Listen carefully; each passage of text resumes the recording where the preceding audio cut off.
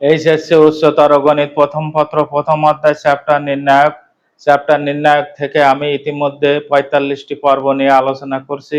আজকে ৪৬ নম্বর পর্ব নিয়ে আলোচনা করব। প্রমাণ করো এই নির্ণায়কের মান সমান 0।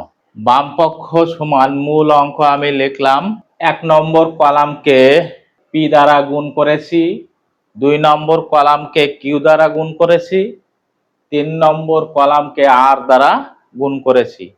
তাহলে নির্ণায়কের বাইরে যথাক্রমে 1/p 1/q ইন্টু 1/r দ্বারা গুণ করতে হবে। ইকুয়াল টু এখানে পি দ্বারা গুণ করলে এখানে পি কিউ আর, এখানে পি দ্বারা গুণ করলে এখানে 1, এখানে পি দ্বারা গুণ করলে 1 প্লাস পি কিউ, এখানে কিউ দ্বারা গুণ করলে এখানে পি কিউ আর, এখানে 1, এখানে 1 প্লাস কিউ আর, এখানে আর দ্বারা গুণ করলে এখানে পি কিউ আর, এখানে আর দ্বারা গুণ করলে 1 হবে, এখানে আর দ্বারা গুণ করলে 1 প্লাস পি আর হবে। Equal to 1/পি Q R. প্রথম সারি থেকে পি কিউ আর কমন নিয়ে নিলাম। পি কিউ আর কেটে গেল, 0। ইকুয়াল টু ডান পক্ষ প্রমাণিত। বিশেষ দ্রষ্টব্য অঙ্কটি এমসিকিউ আকারের। যদি কোনো নির্ণায়কের দুটি সারি বা দুটি কলাম একই হয়, সেই নির্ণায়কের মান 0 হয়। এটা আমি অন্যান্য পর্বেও আলোচনা করেছি, আবারও তোমাদের স্মরণ করিয়ে দিলাম। প্র্যাকটিক্যালে তোমরা দেখো কিভাবে 0 হয়।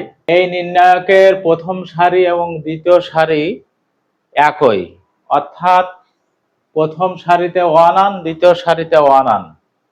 প্রথম সারি থেকে দ্বিতীয় সারি যদি বিয়োগ করি তাহলে 1 থেকে 1 বিয়োগ করলে এখানে 0, 1 থেকে 1 বিয়োগ করলে এখানে 0, 1 থেকে 1 বিয়োগ করলে এখানে 0। তাহলে প্রথম সারি বরাবর 0 হয়ে গেল। প্রথম সারি বরাবর যদি কোনো নির্ণায়কের ভুক্তিগুলো 0 হয়ে যায়, তাহলে আমরা যে মূল নির্ণায়কের বিস্তার শিখেছি সেই বিস্তার অনুযায়ী যদি আমরা বিস্তার করি তাহলে সেই নির্ণায়কের মান 0 আসবে।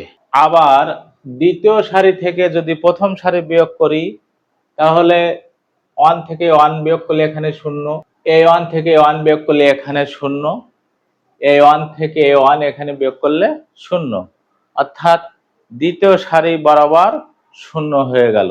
এ কারণে কোনো নির্ণায়কের দুটি সারি বা দুটি কলাম যদি একই হয় তাহলে সেই নির্ণায়কের মান 0 হয়। ইতিমধ্যে আমরা বেসিক আলোচনায় জেনেছি 3/3 আকারের নির্ণায়ক 3টি সারি এবং 3টি কলাম মোট 6টি উপায়ে বিস্তার করা যায়। বিস্তার করার নিয়ম হলো নির্ণায়কের ভিতরে বীজগাণিতিক বা ত্রিকোণমিতিক যে কোনো ক্যালকুলেশন আমরা যোগ বিয়োগ গুণ ভাগ করে নির্ণায়কের সারি বা কলাম বরাবর পরপর দুটি উপাদান অথবা একটি উপাদান শূন্য করে সেই নির্ণায়ককে 2/2 আকারে নির্ণায়ক তৈরি করার চেষ্টা করতে হবে। তাহলে যে কোনো ধরনের নির্ণায়ক আমরা অ্যান্সার বের করতে পারবো, প্রমাণ করতে পারবো। তোমরা প্রথম থেকে শেষ পর্যন্ত সবগুলো পর্ব যদি তোমরা ভালো করে দেখো, তোমাদের ম্যাট্রিক্স এবং নির্ণায়কের কোথাও কোনো সমস্যা থাকবে না ইনশাআল্লাহ।